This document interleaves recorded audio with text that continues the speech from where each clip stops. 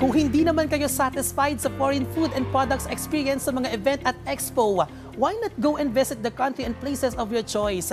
Kung plano nyo mag-travel this upcoming summer vacation, ay perfect para sa inyo itong upcoming World Travel Fair.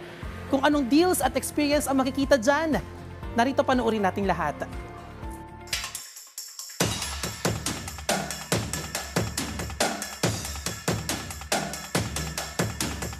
Mayaman ang Pilipinas, hindi lamang sa mga mineral, kundi maging sa mga natatanging tanawin. Mula sa mga luntiang bundok patungo sa mga crystal clear beaches, hanggang sa natatanging kulturang Pinoy, siguradong mamahalin mo ang Pilipinas. Kaya hindi nakapagtataka na isa tayo sa mga bansang madalas bisitahin ng mga dayuhang turista. Ayon sa datos ng Department of Tourism o DOT, umabot na sa mahigit 5 milyong foreign tourist ang bumisita sa bansa.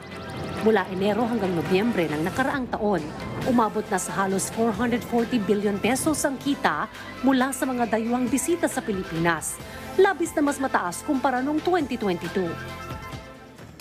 Ganun pa man, patuloy pa rin ang paghimok ng DOT na maipromote pa ang iba pang lugar sa bansa. Nananatiling layunin ng ahensya na palakasin at mapaunlad pa ang turismo ng iba pang mga lalawigan.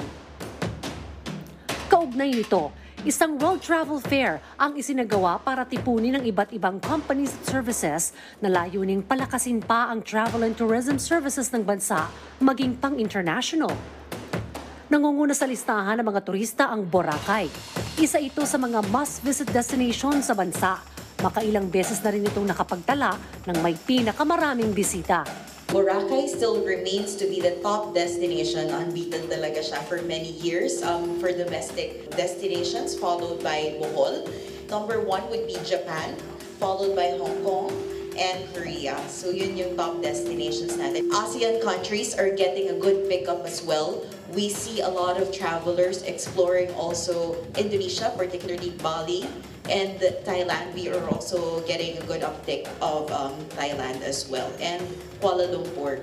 Sa pamagitan ng pag-promote ng mga destinasyon sa Pilipinas, hindi lamang natin binibigyan ng pagkakataon ng ating mga kababayan na makapagtrabaho sa industriya ng turismo, ngunit pinapalakas na rin natin ang ating ekonomiya. Walang duda, mayaman ang Pilipinas, hindi lamang sa mga mineral kundi maging sa tao at tanawin.